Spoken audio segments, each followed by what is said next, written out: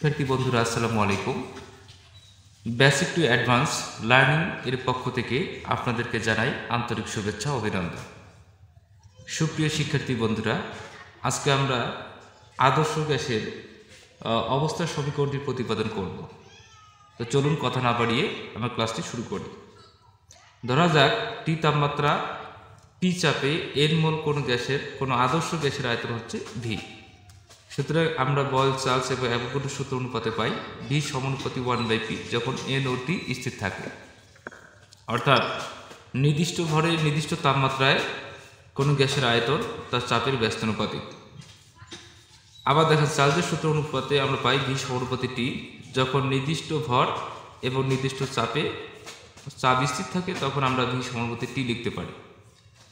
আবার অ্যাভোগাড্রো সূত্র অনুসারে লিখতে পারি ভি সমানুপাতি এন যখন টি ও পি স্থির, অর্থাৎ নির্দিষ্ট তাপমাত্রায় নির্দিষ্ট চাপে কোনো গ্যাসের আয়তন তার মোল সংখ্যার সমানুপাতিক।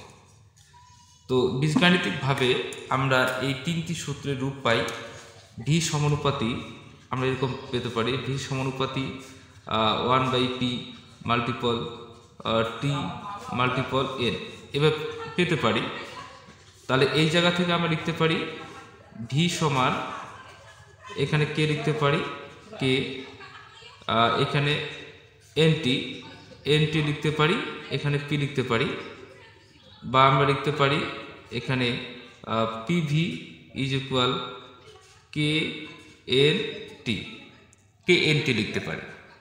এখন এই কেটাকে যদি আমরা আর দ্বারা প্রতিস্থাপিত করি, তাহলে আমরা লিখতে পিভি ইজ ইকুয়াল এন আর টি লিখতে পারি। এখানে কে এর মানটা ডিপেন্ড করবে গ্যাসের চাপ, মোল সংখ্যা এবং তাপমাত্রার উপর।